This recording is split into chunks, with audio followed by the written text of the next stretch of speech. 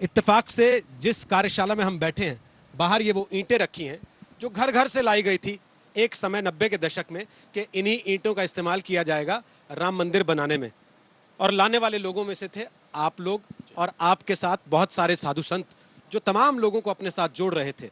आज ये आंदोलन परिणति पर पहुंच रहा है, कैसा लग रहा है आपको? मैं बहुत ही आनंदित हूँ, आह्लादित हूँ। मेरे अंतःकरण में एक विशेष प्रकार की किंचित आर्द्रता भी है ये बात को लेकर कि 7 अक्टूबर 1984 को हम पहली बार यहाँ आए थे। हमने आंदोलन का बिगुल बजाया था, लाखों लाखों राम भक्त यहाँ थे और फिर शिलाएं आई, राम ज्योति आई, हम जल लेकर आए। हम अगर संघर्ष और अपने आंदोलन को देखें तो एक बड़ा संघर्ष, न केवल वो 7 अक्टूबर 1984 से लेकर बल्कि वो 1528 से लेकर संघर्ष है। ये रामशिलाएं जो मेरे आसपास रखी हैं आज ये भी एक प्रकार से बड़ी जीवंत और आनंदित और आह्लादित अनुभव कर रही हैं। चूंकि इन शिलाओं को हम कल स्थापित होते हुए देखेंगे, लगभग 1,74,000 राम भक्तों का बलिदान हुआ है। इन शिलाओं ने सिसकियां देखी हैं, इन्होंने चीत्कार देखा है, क्रंदन देखा है, इन्होंने आक्रांताओं के और उन धर्मांध आतताइयों के आक्रमण भी देखे हैं। लेकिन माननीय प्रधानमंत्री जी का एक प्रकार से संकल्प, राम भक्तों का आंदोलन, अनेक स्वयंसेवी संगठन संस्थाओं का श्रम, अखंड प्रचंड पुरुषार्थ आज फलीभूत हो रहा है। अयोध्या के कोने कोने में एक अलग प्रकार का उत्साह, आनंद और एक अलग प्रकार का एक अनुराग हम अनुभव कर रहे हैं। न केवल अयोध्या में बल्कि पूरे संसार के राम भक्तों के मन मानस चित्त चेतना गतिमति गुण धर्म, उनकी सकल प्रकृति में राम आज अत्यंत जीवंत हैं। यहाँ हो सकता है कि कुछ सीमित सी संख्या में लोग बुलाए गए हों या वो पहुंच रहे हों, पर पूरा संसार इस समय अयोध्या के साथ एकीकृत है। लेकिन बहुत से लोगों का सवाल है कि कई लोग जो उस समय जब ढांचा गिर रहा था वहां मंच पर मौजूद थे, जो जीवन भर मुकदमे झेलते रहे, वो आखिरी वक्त पर गायब हैं।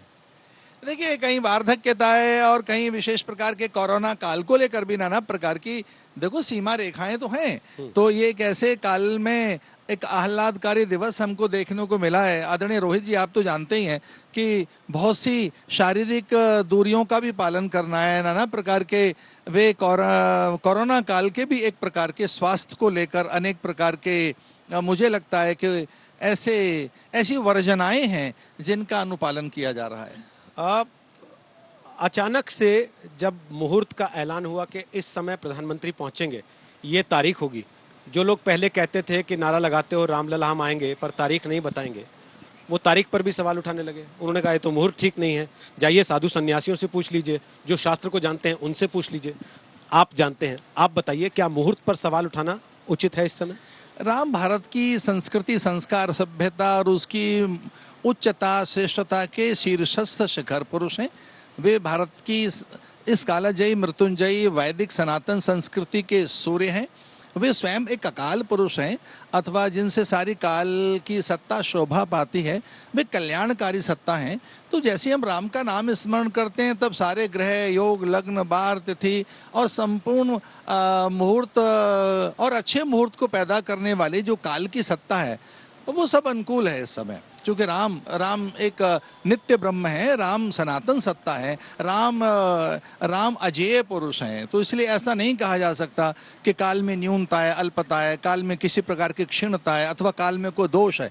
जिसके नाम से सारे दोषों की निवृत्ति होती हो, जिसके नाम से पत्थर तैर जाते हों, जिसके नाम से राम का नाम लेकर हनुमान उड़कर चले गए लंका में, तो जिसके नाम में ऐसी सामर्थ्य है कि केवल नाम तारक मंत्र है। मुझे तो एक श्लोक याद आता है, ध्येयम ध्येयम सतत मनसा तारकम ब्रह्म स्वरूपम। ऐसा भी कहा गया, पेयम पेयम श्रवण पुटके रामा नामाभिरामम, ध्येयम ध्येयम सतत मनसा। केवल मन से राम का भी स्मरण कर लिया जाए तो वह तारण कर देता है, उद्धार कर देता है। तो मुझे नहीं लगता कि इस काल की बात बड़ी न्यून है अथवा गौण है और उसको हम कोई बहुत प्रमुखता नहीं दे रहे हैं। लेकिन ये श्लोक तो स्वामी स्वरूपानंद सरस्वती ने भी पढ़ा होगा, आता होगा उनको भी, जो सवाल उठा रहे हैं लगातार कि भाई ये तो राजनीतिक मुहूर्त है। हम एक बड़े संघर्ष के बाद इस दिन को देख पाए हैं। हमने एक बहुत बड़े आक्रमणों को और न जाने कितने हमने प्रहारों को सहा है हिंदू समाज ने। तो एक अवसर आया है, उत्सव का अवसर आया है, हम उसको काल के साथ नहीं जोड़ना चाहते।